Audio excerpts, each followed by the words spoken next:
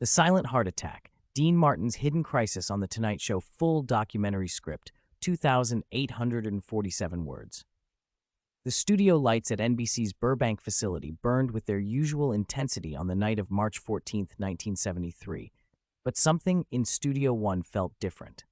Johnny Carson sat across from Dean Martin, both men bathed in that familiar golden glow that made everything on The Tonight Show look warm and effortless. The audience laughed at Dean's latest quip about his golf game, completely unaware that the man they were watching, the eternally cool, unshakable Dean Martin, was quietly fighting for his life. In the span of 18 minutes between commercial breaks and carefully timed jokes, Dean would deliver one of the most extraordinary performances of his career, not as an entertainer, but as a man determined to hide the fact that his heart was failing him. And Johnny Carson, the master of reading faces and silences, would become the only person in that room of 300 who understood that something was catastrophically wrong.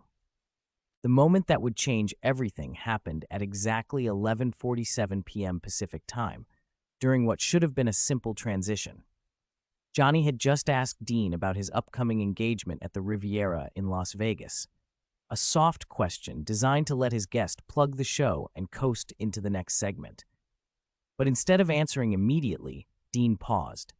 It wasn't the practiced pause of a comedian setting up a punchline. It was something else entirely, a half second of hesitation where his left hand moved almost imperceptibly toward his chest, then stopped, redirected, adjusted his tie instead.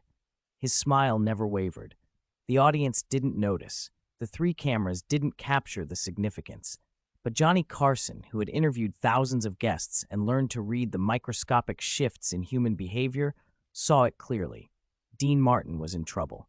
To understand what happened that night, you need to understand where Dean Martin was in 1973, both physically and emotionally. He was 55 years old, at the height of his television success with The Dean Martin Show still dominating Thursday nights on NBC. He was wealthy beyond measure, beloved by millions, and seemingly untouchable in his cool detachment from the chaos of fame. But those who knew him well understood that Dean was exhausted. His variety show required brutal hours, rehearsals he famously skipped, sketches he'd read for the first time on camera, musical numbers that demanded a stamina he no longer possessed. He smoked 2 packs of cigarettes a day. His diet consisted primarily of steak, pasta, and whatever he could grab between tapings. He slept 4, maybe 5 hours a night. His personal physician, Dr. Martin Levin, had warned him 3 months earlier that his blood pressure was dangerously elevated and that he needed to slow down. Dean had smiled, thanked the doctor, and ignored the advice completely. His relationship with Johnny Carson was one of genuine affection built over years of mutual respect. They weren't close friends in the traditional sense. Dean didn't have close friends, not really, not after his partnership with Jerry Lewis ended, but Johnny represented something important to Dean. Carson was cerebral, controlled, Midwestern in his emotional restraint.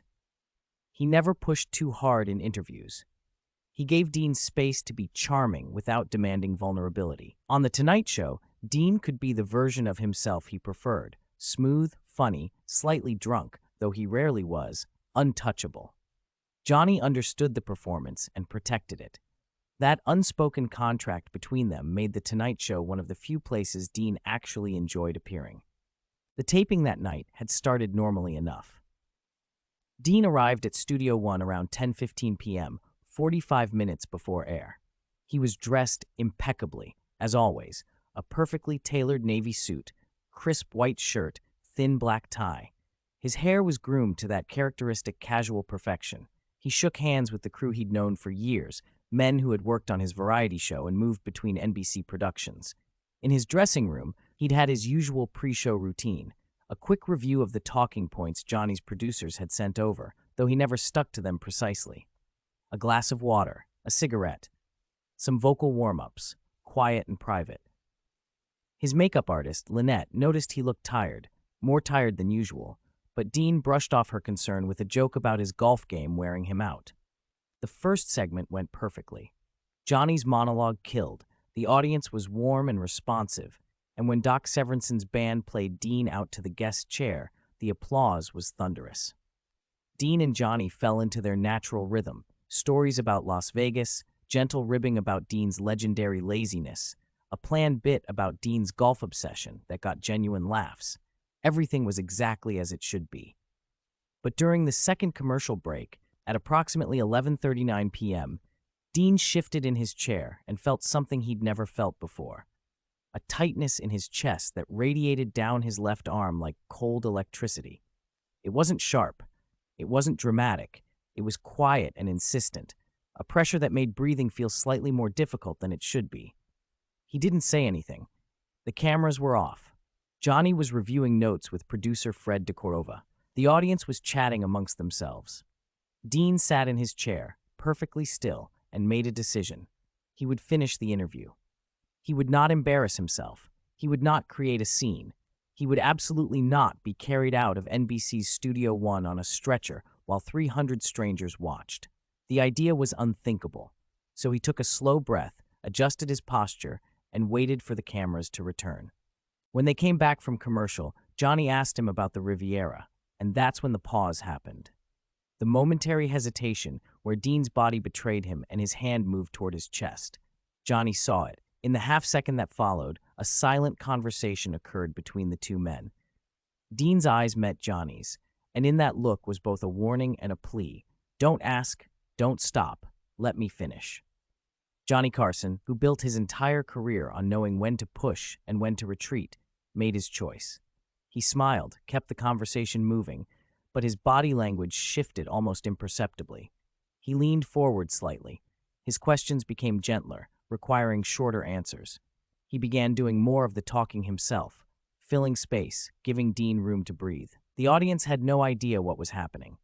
To them, it was just Johnny and Dean doing what they always did, two masters of entertainment, making it look easy. But backstage, in the wings just off camera, stage manager Shirley Wood noticed something. She'd worked at NBC for 12 years and had seen Dean Martin dozens of times. She knew his rhythms, his posture, the way he held himself. And now, watching the monitors from her position in the shadows, she saw what Johnny saw. Dean wasn't right. His color was off. His breathing, though controlled, seemed labored. When the segment ended and they cut to another commercial at 11:52 p.m., Shirley moved quickly toward the set. Johnny stood immediately, breaking protocol. Normally, during commercial breaks, the host stays seated, reviews notes, maybe exchanges a quick word with the guest. But Johnny walked directly to Dean's chair and knelt beside it, his back to the audience, his voice low enough that the studio microphones couldn't pick it up. "Dean, what's wrong?" Dean's smile didn't falter, but his voice when he spoke was quieter than usual. "Nothing, John. I'm fine. Just tired." Johnny Carson didn't believe him for 1 second. "You look like hell. We can stop. I'll tell Fred we're cutting the interview short. We've got plenty." Dean's response was immediate and firm. "No, we finish. I'm finishing." For the next 6 minutes, Johnny Carson performed a delicate act of professional protection. He kept the interview going, but he restructured it on the fly. He told longer stories himself, reducing Dean's burden. He cut a planned segment about Dean's upcoming album, too much effort required. He signaled to Doc Severinsen to have a musical number ready early, just in case they needed to end abruptly. He made it all look seamless. The audience never suspected. The cameras never caught the crisis. But everyone close to the set understood that something was happening. When the segment finally ended at 11:58 p.m., Johnny walked Dean off camera personally, his hand on his friend's elbow, guiding him toward the wings. The audience applauded, assuming this was just part of the show's natural flow. But the moment they were out of the camera's view, Dean Martin's legs buckled slightly. Shirley Wood caught his other arm. Fred DeCordova appeared from nowhere, his face pale. "Call the paramedics," Johnny said, his voice steady but urgent. "Now." Dean tried to protest, but the words came out weaker than he intended. "I just need to sit down. I'm fine." He wasn't fine. His face had gone from slightly pale to an alarming gray. Sweat beaded on his forehead, destroying the carefully applied makeup. His breathing was shallow and rapid. They got him to his dressing room, a distance of perhaps 40 feet that felt like a mile. Johnny stayed with him the entire time while Shirley ran to call for medical help. In the dressing room, Dean finally allowed himself to sit heavily on the couch, his cool facade cracking for the first time. "I didn't want to stop," he said quietly, and Johnny heard something in Dean's voice he'd never heard before. Genuine fear, not of death necessarily, but of weakness, of being seen as vulnerable, of losing control of his own image. "I know," Johnny said. He sat next to Dean, not saying much, just being present. For a man who made his living with words, Johnny Carson understood that sometimes silence was the greater gift. The paramedics arrived within 7 minutes. Dean's vital signs were dangerously unstable. His blood pressure had spiked to 210 over 115. His heart rate was irregular, and he was experiencing what they classified as acute cardiac distress. They wanted to transport him immediately to Cedars-Sinai Medical Center. Dean, even in crisis, tried to argue. It was Johnny who finally convinced him. "Dean, you finished the show. You did it. Now let them help you." And perhaps because it was Johnny saying it. Johnny, who understood the importance of maintaining dignity, who never exploited weakness, Dean finally agreed. They took him out through the back entrance, away from any lingering audience members or press. Johnny rode with him in the ambulance, canceling the remainder of his own show without hesitation.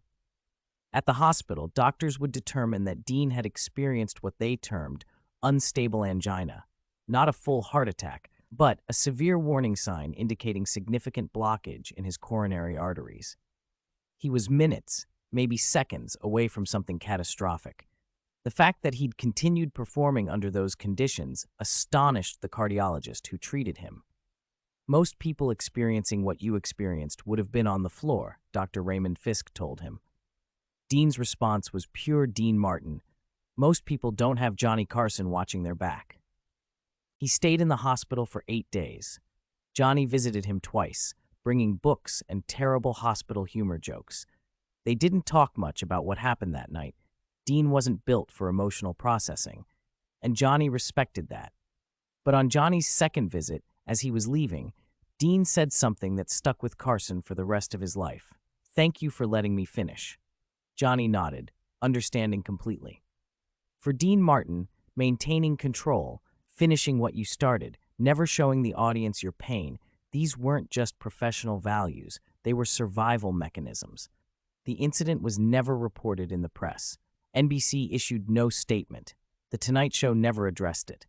In the decades that followed, it remained one of those industry secrets known only to the people who were there that night. Shirley Wood, the stage manager, would tell the story years later in a small interview for a television archive project, describing it as the most frightened I'd ever been for someone on that set. Fred de Cordova mentioned it briefly in his memoirs, though he changed the date and some details out of respect for Dean's privacy. Johnny Carson never spoke about it publicly, honoring the unspoken code between them. But the night changed Dean Martin in ways that weren't immediately visible. He began, slowly, to pull back from the relentless pace he'd maintained for decades. He started saying no to projects, something he'd rarely done before. He paid more attention to his health, though never to the degree his doctors wanted.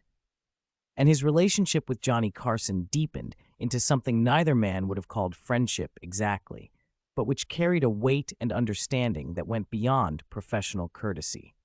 They'd been through something together, something private and frightening and real, and it bound them in a way that Hollywood relationships rarely achieved. In the years after, whenever Dean appeared on The Tonight Show, there was a moment, usually early in the interview, barely noticeable, where Johnny would catch Dean's eye and there would be the briefest of acknowledgments, a small nod, a slight smile, a silent check-in that asked, "Are you okay?" And Dean, cool as ever, would signal back, "I'm good. Keep going." It was a ritual born from that night in March 1973, a private language between two men who understood that sometimes the bravest thing you can do is ask for help, and sometimes the kindest thing you can do is let someone keep their dignity while you quietly save their life. The lesson of that night isn't about heroics or drama. It's about something quieter and more profound. The ways we protect each other when the world isn't watching. Dean Martin taught everyone who witnessed those 18 minutes that courage doesn't always look like bravery. Sometimes it looks like stubbornness, like pride, like refusing to surrender to weakness. And Johnny Carson demonstrated that true friendship isn't about grand gestures or emotional declarations. It's about paying attention, reading the room, knowing when to step in and when to step back, and protecting someone's dignity even when, especially when, they're too proud to protect it themselves. The cameras captured a perfect Tonight Show segment that night, but the real story happened in the spaces between, in the pauses, the glances, the moment when one man decided to keep performing and another man decided to let him while quietly preparing to catch him if he fell.